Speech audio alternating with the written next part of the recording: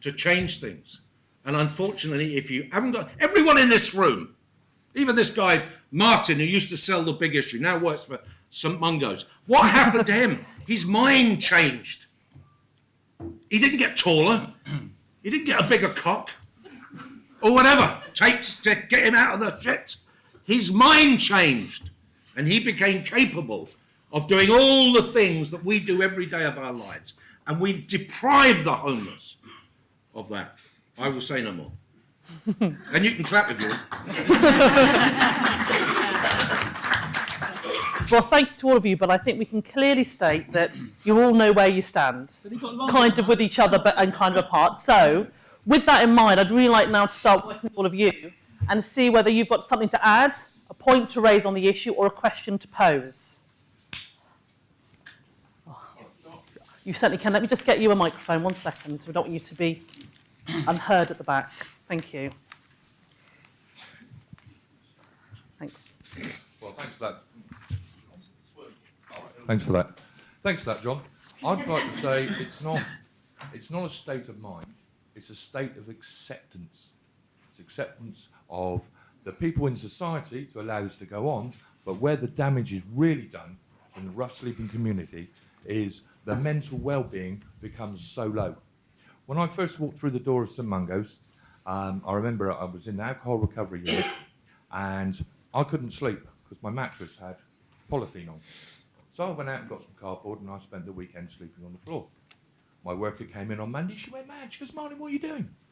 And I was like, "Oh, well, I couldn't sleep on that. Every time I turned over it crackled. You know, it was just, oh, no, I couldn't. She goes, "It's a new mattress for you, Martin. Take the plastic off." And I did not think in a million years that anyone would buy me a new mattress. Yeah. Now, 2.5 years later, through recovery and changing my own mindset, I was chairing a meeting with Outside In, which is a client-run user group, where I met my good friend Dean, and the chief exec, Charles Fraser, he was the guest speaker, and I put a whoopee cushion under everyone's chair.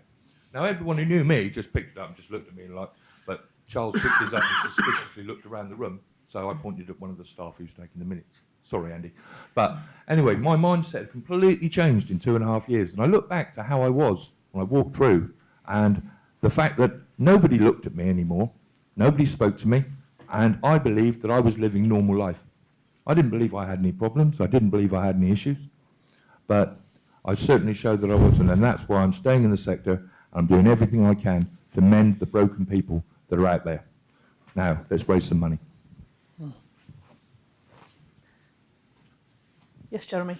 Well, just in case anybody thinks there's any credibility in John's figures, I mean, this figure of 75% of people leaving their accommodation after a year is complete rubbish. If you look at the figures that come out regularly, that the homelessness sector collects and are verified, when people move into flats who have been homeless, after a year, over 90% are still in that accommodation. So homeless people are not nearly as feckless and as disorganised and hopeless as John is making out. And it's really important that we understand this, because although obviously people have a particular issue around mental health quite often, we cannot categorise them all in that way. And as a result, we should be much more positive than that particular scenario allows. Now, at Thames Reach, 79 of my colleagues are former homeless people. They weren't mad when they were homeless, and they certainly aren't now. So I think the whole notion you have about where people are at, John, is completely wrong, and it is actually very derogatory about homeless people, because they're in a much better place than that, and the progress they can make is absolutely substantial. Where I do agree with you, actually, though, is that for many of the people now on the street who have been out for a long, long time, and I was doing a street count in November with somebody from the Connection to St Martin's, most of those people who have been out for a long time certainly have a whole set of problems which make them very unwell. But they are the long-termers that Jenny was talking about, and we have to be very careful that in that bundle of individuals that we describe as the homeless, we don't put everybody into that category. So far too extreme, very negative, but some agreement. Okay. Yeah. Let John respond first. Actually, negative is a pejorative term. You can't use it any other way than pejoratively. I don't think my position is negative. My position, if it's based on a positive belief of recognising an illness and doing something about it. Maybe my problem, I have a problem, most of the people I meet who are homeless are in and around the big issue. And maybe I'm talking about people who have real heavy duty problems. And maybe that's the only reason why we're there. The figures from the Chartered Institute of Housing actually are backed up. I don't know where you get your figures from. I go around the country and I talk at housing associations. And every housing association, whether it's the Southern, whether it's the South Yorkshire, whether it's the Orbit, whether it's all these, they all tell me their big issue is the fact that homeless people come into social housing and they are not transformed. They're not changed.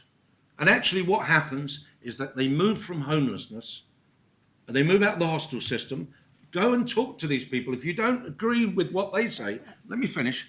And what they say, they come in, and virtually all of them that they meet within a very short space of time start manifesting the problems of homelessness, but indoor homelessness. They still live out of bin liners. They still don't.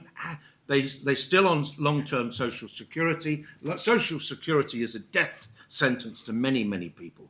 And they don't get the kind of help within the housing associations that they need. So I've said to the housing associations, what you've got to do is start working much closer with the homeless organisations so that you can bridge and you can build and you can change people's lives. I think the most negative thing we're doing now is ignoring the pressing nature of mental health among homeless people and amongst long-term unemployed and amongst our prison population, of which many of them, 70% of the people in our prison population, 85% of our prison population coming from a non-working background, a vast amount of people coming into homelessness now from a non-working background. They come from broken families. They come from people like me. And I'm telling you, you don't go through all that stuff without having mental health problems. Now, we may want to call it something else because we live in a PC world where we want to treat everybody individually. It's great that we want to treat them individually, but when all of them manifest the same problems, then we have to start dismantling the stupidity of the government that won't give us the money, the sector, to transform many of our people. I go into Jeremy's place, which I do, and I sit, and I've sat with you, and I've sat with other people, and I talk to the people in there. Most of those people are yearning for real deep counselling. They're yearning for changes in their lives, but they're not getting them because nobody's putting the money behind them. This government and the next government will not put the money. And I believe the sector should be saying we want money to dismantle homelessness. We want money to create exit strategies for homeless people. And until we get into the problems around their mental well-being, we're not going anywhere. Sorry. And I can tell you, in 1997, if you look at the amount of money that the homeless sector was getting in 1997, I think now it's 60% more. We are getting much more money, but we still don't get the results because it is highly expensive. And we need it. It's highly expensive in the short term. And we should be rallying together and chastising this government and the next one because they're not giving us the money to get people out of the streets. Thank you. And I'll pass to Mick, then Joe.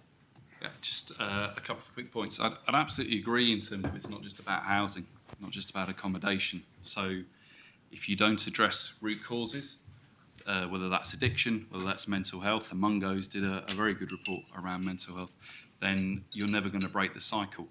The other stuff that really winds me up, the homelessness sector is exactly like any other sector, I guess. It has numerous bits of jargon. And the bits of jargon, or the biggest bit of jargon that winds me up, is this phrase independent living. And none of us live independently. Not one of us. We're all interdependent. And the thing that works for those of us that are not in homelessness are our support networks. And the thing that gets you to survive on the street are your support networks. And unless when you put someone in accommodation, you have proper support networks in place, positive support networks, networks that are linked into the community